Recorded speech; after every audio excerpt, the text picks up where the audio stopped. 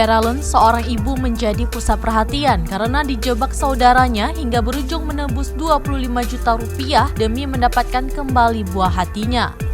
Dia adalah Siti Zainab yang memberikan sang anak kepada saudaranya berniat untuk pancingan. Namun, anak yang dilahirkannya pun malah dibawa oleh kerabatnya tersebut. Wanita berusia 44 tahun tersebut harus mengusahakan hak asuh anak kandungnya. Ia bahkan harus membawa puluhan juta rupiah untuk membawa pulang anak mereka yang diambil kerabat mereka tak lama setelah dilahirkan beberapa minggu yang lalu. Untuk bisa mengambil kembali anak kandungnya, ia harus membayar 25,3 juta rupiah.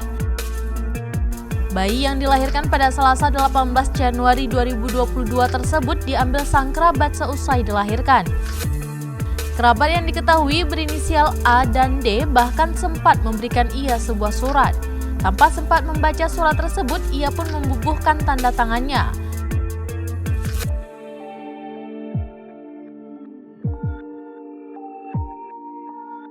Belakangan diketahui surat bermaterai tersebut berisi pernyataan terkait pengalihan hak asuh anak kepada pasangan A dan D.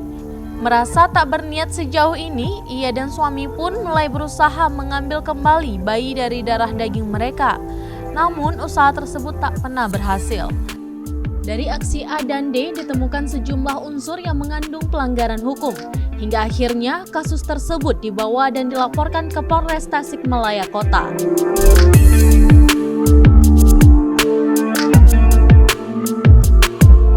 Anak mau kembali, dia meminta ganti sebesar 25.300.000. Dari saya dari mana saja. Sedangkan pekerjaan saya itu tidak menetap dan saya tidak sanggup. Itu bayi selama 2 bulan itu harus ada uang segitu. Nah terus upaya Kang Ipin sama Teh Nung sekarang apa nih yang sedang dilaksanakan?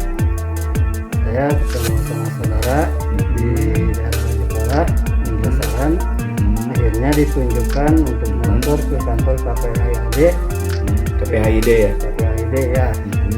Untuk minta perlindungan anak saya sebagai kembali seperti biasa. Saya melapor ke sana ke kantor KPHID.